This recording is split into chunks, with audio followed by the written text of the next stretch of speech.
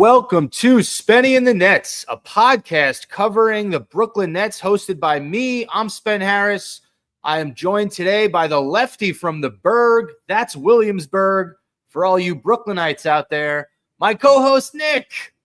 This podcast is brought to you by Happy Nuts. Happy Nuts, happy wife. All right. Happy Nuts is comfort cream for sweat protection, odor neutralizing, and it prevents chafing, and it's anti-bat wing. And Nick, where can people find Happy Nuts? Amazon.com, Happy Nuts. Apply All right, there you go. To your nuts. Okay. Potential sponsor of the show, Happy Nuts. This is Spenny and the Nets, episode 222. I'm joined by Nick. We got a lot to talk about today, Nick. But first off, how are you? We're almost halfway. Well, we're a little bit more than halfway through May. And what's going on in your life? You know, I experienced something a Nets fan should never have to experience. I decided to go to the Knicks game. I wanted to watch the Knicks Celtics game 6 at a bar. That was a mistake. Don't ever watch the Knicks game when you are not a Knicks fan in New York at a bar. My friends were pushing me every time the Knicks scored, laughing and celebrating. I stormed out kind of with like 30 seconds left of the game because I didn't want to see the Knicks fans singing New York, New York by Frank Sinatra at the end. So that was rough. I'm not going to lie to you. I kind of had to disassociate with the NBA for a bit after that. I will be watching the game on Wednesday. I like the Pacers in this series in 6. I know we're going to get to that, but I want to just put that out there. Do not watch Knicks games in public if you are not a Knicks fan in New York City. Yeah, that kind of makes sense. I had a friend. He wanted me to come to New York City to a Knicks watch party. He said, I'm a bad friend because I don't want to hang out with him. I said, you and I can watch the game in my apartment. I'm cool with that. We can go to a bar that I know is not going to be crowded and we can watch the game there.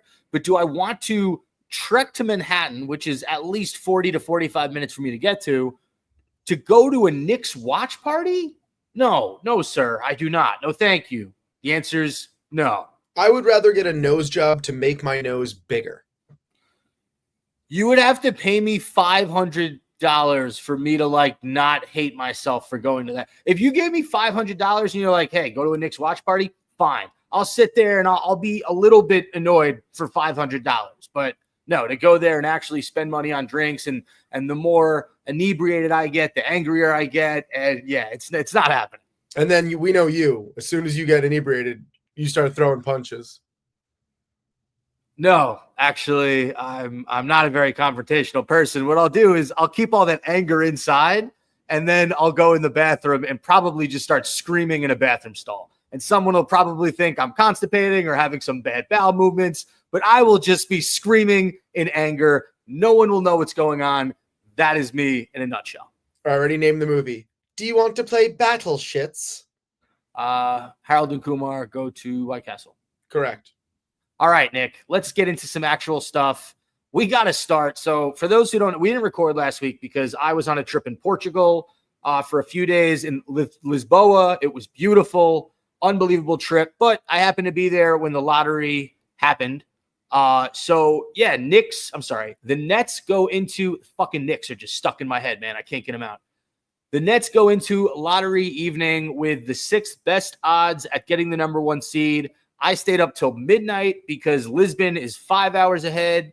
And right before I go to sleep, I look at Twitter because I couldn't watch it live. What do I see?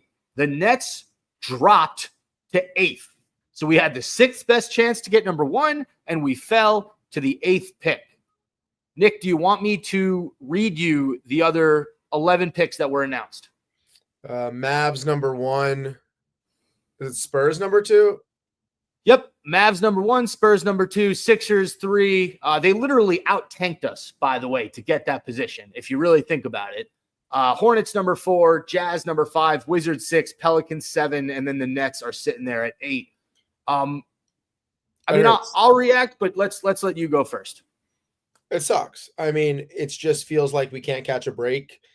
And now Nico Harrison, who was arguably the most hated GM in the entire league a month ago, a day before the draft, is now sitting pretty, counting his lucky stripes, because he now has Kyrie, AD, and Cooper Flag, which, if all healthy, in my mind, is an auto 4 seed or better. So it sucked to see that, especially someone who made such a questionable move getting rid of Doncic. We had the best chance of getting 6th, I believe. That was our projected.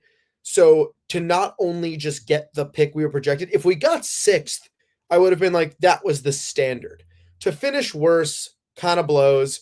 I will say, based on the other team's needs, we are still projected to get Knipple. I really like Knipple. I think he's got 2 great Knipples that could help us out in the long run. I like what he brings to the table. Knockdown shooter, 19 years old, so much potential. But with that said, to have a top 3 pick, to me, would have been a much more immediate impact, obviously, given the talent at the top 3 level, especially Cooper Flag. I'm not a guy who thinks Cooper Flag is going to be a superstar, but I'm a guy who thinks Cooper Flag very early on is going to start getting you, 14 and 8, and is also a lockdown defender. So just a great 3 or 4 to have right away in terms of talent where he is in the team. So horrible, horrible, bad news all around to see who gets the picks before us. With that said, 6th, 7th, or 8th, we're probably still looking at Knipple. Yeah, I mean, if you want to turn this into a positive, it'll be the first time the Nets had a pick in the top 10 in a long time. So 8 is still in the top 10. There are some names that, average college basketball fans like myself, I wouldn't call you or I diehard college basketball fans. I would call us pretty average. There's still some names out there at 8 that the Nets can take that I think that we would be excited about, right? You mentioned Knipple. Derek Queen out of Maryland is a really gifted prospect who can fall between that 8 to 15 range. You have a guy like Jeremiah Fears out of Oklahoma, really exciting young guard, athletic, could score. He's a guy the Nets could potentially take at 8. So definitely a few names, and we'll see what happens. But yeah, really disappointing night. And so you don't get the number 1 pick. It's like you lose out on that. And the team that, look, out of the big 3, about KD, Harden, and Kyrie, I have rooted for Kyrie's career to fail as much as possible without him getting hurt. I don't root for injury, but I don't want him to win a championship. I've been very vocal about that. I think in order, I'd be okay if KD won 1, not crazy if Harden won 1, and then Kyrie, I don't want him to sniff 1. So according to CBS Sports, sorry, I just want to say they project us getting Fears. They actually project the Wizards getting Knipple, and then they're giving us Maxime Reynaud. Where does Derek Queen go in there? Do you see? Derek Queen, according to CBS Sports, is going 12th to the Bulls. Okay. These are also different, because then in one we're expected to get Igor Demin from BYU. Yep. It's all different. Okay. Back to my point about Kyrie and Dallas. This is basically the equivalent of an ex-girlfriend that I hate winning the lottery and just dating a guy. It's like my ex-girlfriend who I hate dating a guy that I hated in high school, right? Kyrie's the ex-girlfriend. And that number 1 pick is the guy that I wanted to like, but I hated in high school. It's a terrible analogy. I'm just really fucking pissed off that out of all the teams to get the number 1 pick, it's the team that traded away their superstar who was beloved by the fan base. It's the team that lost in the play-in, right? They got bounced. They didn't even make the final 8, but they were right there. This is bullshit. I was so upset when this happened. Of course, the team that has Victor Wembanyama, the first pick from 2 years ago, they get the number 2 pick. Like, what are we doing here? Adam Silver, fix it, clean it up, stop this nonsense that makes teams like the Nets drop 2 places. So a team in the Mavericks who have been they've been a playoff team the last 5-6 years, they should not have the number 1 pick. I mean, if you're talking about they talked about this argument on ESPN. It's like, should there be a lottery or should the worst team just get the best pick? It's hard, right? Because a lottery gives a chance to a team that might actually need that pick but didn't tank. But then the lottery can benefit the Mavericks with a 1.8% chance who have 2 superstars. So I don't know. I like the lottery because what it says is the Nets that had the 6th pick could get the first pick. It just didn't fall in our favor, so we're the ones complaining about it. It sucks. I could see people not liking the lottery and just basing it fully on performance like the NFL does. But there are some people who argue that the NFL should have a lottery as well to make it more interesting. So you're arguing versus like, fairness, what's just versus entertainment and risk and reward. I don't know. I like the lottery. In this specific situation, we got screwed. I hate it. Hopefully this analogy is better than my last one. I feel like the Nets are Adam Sandler and Happy Gilmore when he gets in the fight with Bob Barker and Bob Barker beats the shit out of him. Bob Barker is just the NBA gods. And Adam Sandler is the Nets. And every time he gets up, Bob Barker punches him and says, now you've had enough. Nets fans have been through such bullshit. We had 2 decent moments in the last 7 years, and they were essentially player acquisitions, getting KD and Kyrie and then trading for Harden. Those are the 2 big moments. Outside of that, basketball-wise, they have accomplished jack shit. They have gotten worse every single year outside of the 1 year that they went toe-to-toe with Milwaukee until Game 7. And just overall, this is just the icing on the shit cake that is being a Brooklyn Nets fan. I also think you've hit your max analogies for the day, so I'm going to have to ask you to stop after 2. I get one more. Fine, but it better be useful. Right. It will. That wasn't a bad analogy. Okay. I also want to point out I skipped a pick. We have the 19th pick as well. I was jumping to the 26th. We are projected to get Ben Saraf, the Israeli rising star, 2024, 6'6", big-time scorer. I like this kid. Love that. Was a huge Omri Caspi guy. Love that. Okay. So this is very interesting. So when you and I last recorded, Nick, I talked to you about the show Scout. So for those who don't know, Scout is a show that the Brooklyn Nets have put on their YouTube page. Basically, it's going to be a behind-the-scenes look at how the front office is navigating one of the more important off seasons in recent memories for the Brooklyn Nets. So they put out the first episode. I watched it. Going to be honest with you, not a lot happened. It was very propaganda-y. And in terms of just, you want to draft the best player for the team and all that stuff. That was essentially it. There was nothing really said. There was nothing said about players they were looking at. The overall message was Sean Marks is going to do his due diligence and draft the right guy. So I went on the YouTube page to see, hey, I watched that episode 13 days ago. When's the next episode coming out? Well, in 13 days, there hasn't been a new episode to the show Scout by the Brooklyn Nets. And when you go to their page, it says that there are 3 videos, but 2 of them are unavailable and you can't watch them. So, Nick, what does that make you think? If they've put out 3 episodes of the show, but you can only watch the first one because 2 of them are unavailable. That they suck? No, it makes me think that they got some news during the lottery they weren't expecting to get, and now they don't want to give certain information on certain episodes to opposing teams because they're 2 picks back from 6th. I don't think they thought there would be a chance they would really fall. And this is just a theory, right? There's no backing, there's no evidence of this, but I'm just saying it's very weird that you start this show and in almost 2 weeks you put out one 14-minute episode and you haven't given the Nets fans any more of an inside look into what the front office is doing. That sounds like really poor planning. Hey guys, let's get some money on this TV show we're making. But wait, we said too much. We don't want to reveal any information. I don't know, dude. Something happened. Maybe it backfired what they were trying to do. Maybe they just don't want to share information, but really weird. And they put out the 2 videos, but now they're unavailable.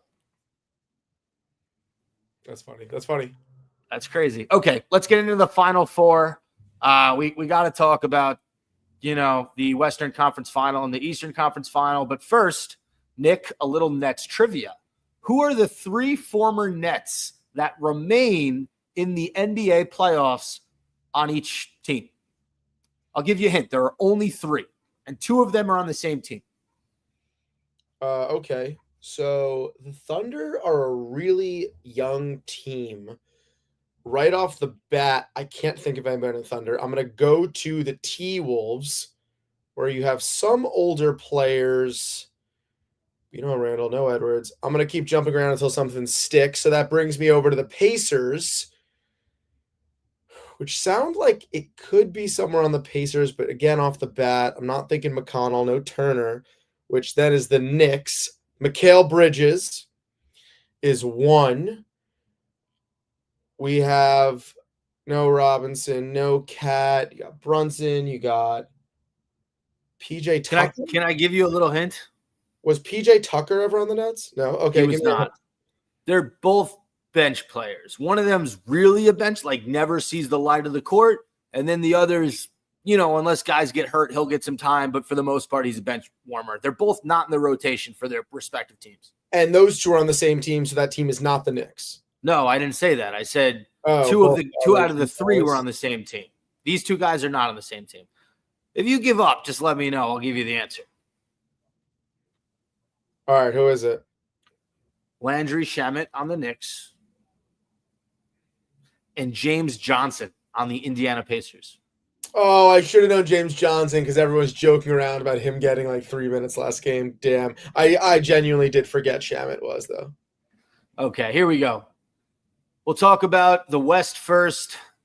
Did you see the news, by the way, Nick, that Michael Malone, the former head coach of the Denver Nuggets, they fired him pretty much 2 or 3 weeks before the playoffs. He's going to be joining ESPN's coverage of the Western Conference Finals. That's pretty funny.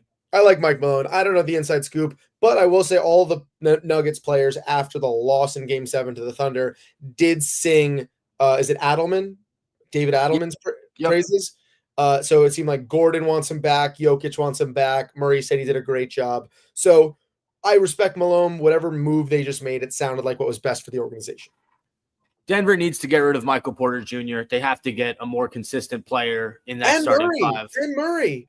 I'm sorry, when your second best scorer has 4 points in the first half of a crucial Game 7 against the best team in the league, and Murray does this thing where he dribbles around aimlessly, takes 8 seconds off the clock, tries to get a pick for an open three, and doesn't have it and dishes it off and gives up. The team has so much offensive firepower if the guys just have confidence in the playoffs. You have 4 guys on $100 million contracts in Gordon, Porter, Murray, and Jokic. Yeah, I can go off on the Nuggets. I had the Nuggets winning that game. I don't understand how I see playoff teams change their strategy when they're doing so well, and all of a sudden it's give it to Jokic and get out of the way, which I get works 60% of the time, but the Thunder win when they're not just giving the ball to SGA, when they're getting other players involved. But I digress. I'll leave the Nuggets behind. I know you want to talk about the Final Four. I think it's also crazy timing that they announced Michael Malone's going to be part of the coverage. 2 days after games or 1 day after Game 7? Well, yeah, because there would have been a conflict. He wouldn't have been able to do it for the Nuggets. All right, we'll start with the Thunder's path. They beat the Grizzlies in 4, then they beat the Nuggets in 7. What do you think of this Thunder team right now, just overall? I think the only team that could beat the Thunder is the Thunder. I think if they're playing the basketball they played all regular season that they played Sunday night, they're unbeatable. If they get into these funks where Jalen Williams looks scared to touch the ball, where Hartenstein and or Holmgren get in early foul trouble, which is a super smart play by Jokic just to go up every time, then you have Caruso switching onto Jokic because these guys are scared to foul, then they might get into some trouble, right? Like if I was the T-Wolves, I would have Gobert and Randall going at Hartenstein every single play. They're much better front court, the T-Wolves. So if that's their strategy, they do that effectively. They still have to have the luck of Jalen Williams, of Cason Wallace, of someone being off, of Lou Dort not having the 3 that night. SGA will get his no matter what. I have not seen that guy have like a below 6 or 7 out of 10 game. And most of the time he has an 8, 9, or 10 game. Dort went from 3 quarters not scoring 2 games ago. Was it Game 6 where they won when the Nuggets should have won? Hit 3 threes in a row. Then you have Jalen Williams, who had a pretty off series against the Nuggets, drop over 20. The last game was, I think it was 24, pretty much unstoppable. So the Thunder are only going to get beat if a couple of these variables come into play. Foul trouble, really low statistic odds of like half the team getting cold. And lastly, Anthony Edwards will be the X factor on this T-Wolves team. Randall's pretty consistent, but I think Edwards' difference between like 22 and 36 is going to be the reason they win or lose a couple of games. I have the Thunder winning, and I'm going to say right now the Thunder win in 6. I wanted to say 5. I think a couple games in Minnesota go the T-Wolves' way. Timberwolves path, they beat the Lakers in 5 and they beat the Warriors in 5. So they've played 2 less games than the Thunder. They're going to need some heroic performances from Anthony Edwards. I don't think that he can afford to have an off night. Like, I just don't see the rest of the Timberwolves team picking up the slack if he plays poorly. Whereas, SGA, I think, can afford to have inefficient nights. Like, he can afford to get his 20 in garbage time when he's only got like 9 or 10 through 3, because the rest of the team's going to pick him up. I think that the Thunder have that luxury. I think that the Timberwolves don't. I think Julius Randle is going to be an X factor for them. I mean, if he can play lights out, mistake-free basketball, and Edwards gets it going, and then you really just need like a combination of Naz Reid, McDaniels, Nickeil Alexander-Walker. Like, you need a combination of those, DiVincenzo, of those guys to hit some shots. It can happen, but I think the Thunder win this series, I would say in 6. I think Minnesota gets maybe 1 at home, maybe 1 on the road, but I like the Thunder in 6. And by the way, Shai Gilgeous-Alexander and his cousin Nickeil Alexander-Walker. Did you know that? Oh no, that's cool. Yeah, there's a big. They're like really close, so it's going to be competitive between them. All right, let's go to the East. The Knicks path, they beat the Pistons in 6 in the first round, beat the Celtics in 6 in the second round. The Pacers path, they beat the Bucks in 5, and then the Cavs in 5. Pacers versus Knicks. Nick, talk to me about this series.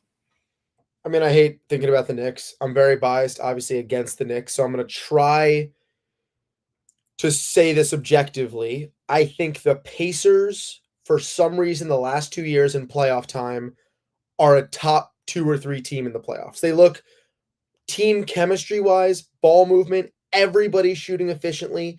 Most games, 45 to 50% or above from the field, knockdown from 3. You have guys like Nembhard and Naismith, who you never talk about in the regular season, who are just as effective, if not more effective, than Bridges and Anunoby for the Knicks.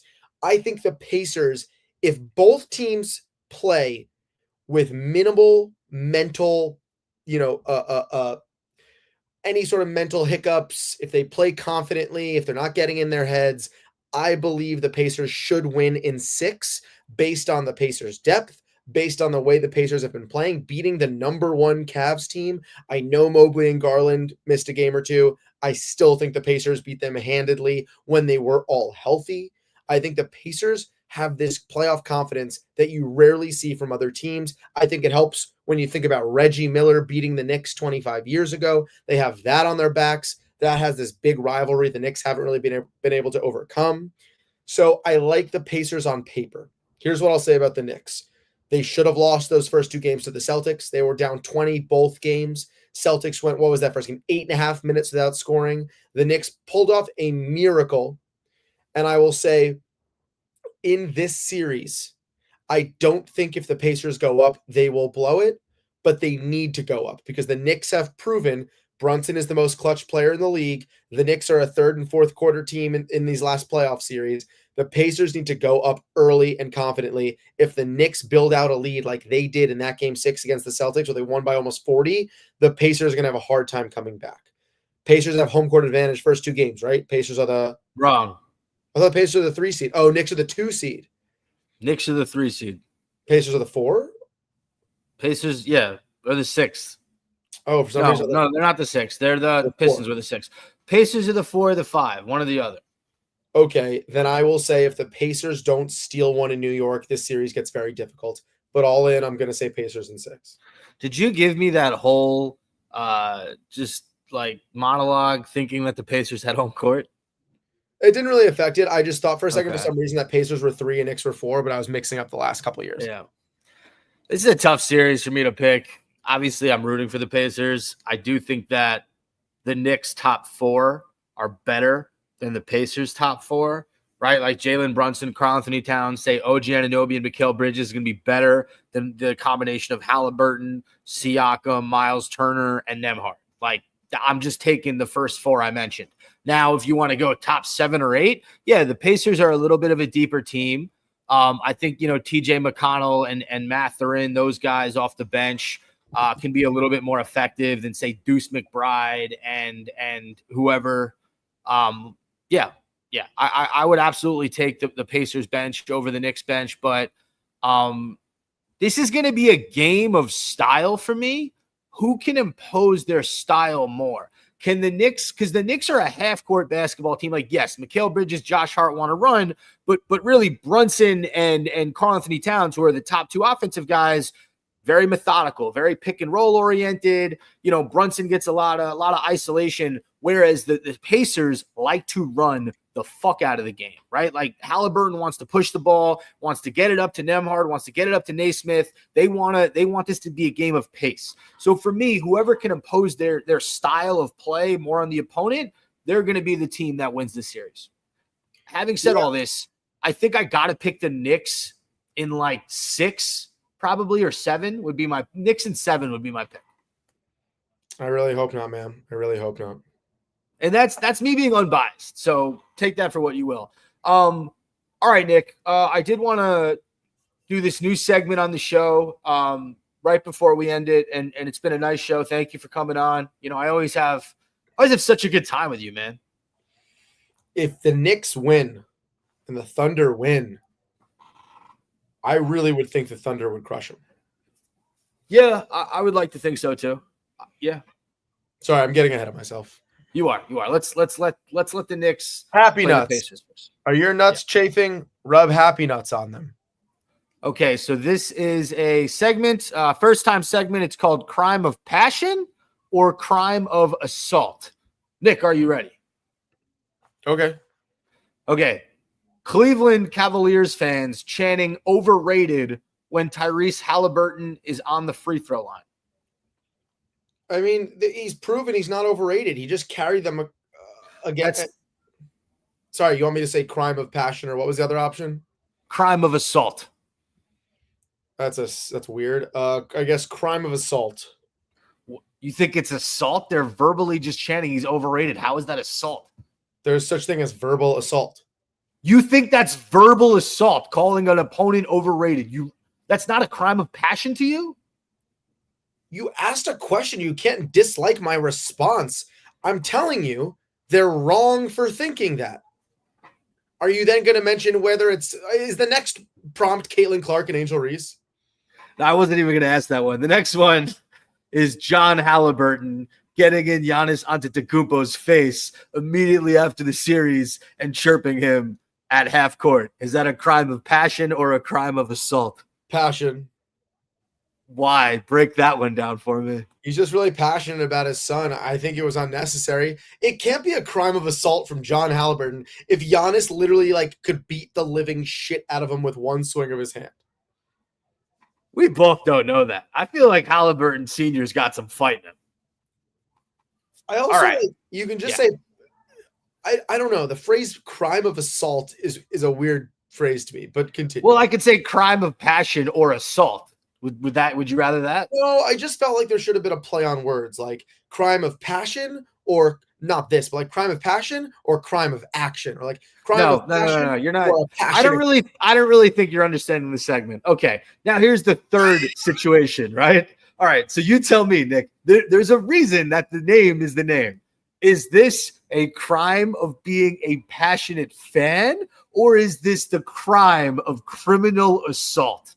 Okay, here we go. Knicks fans pelting a Pacers fan who happened to be a firefighter with trash bags after the Knicks beat the Celtics at home in the streets of New York City. Nick, crime of passion or crime of assault?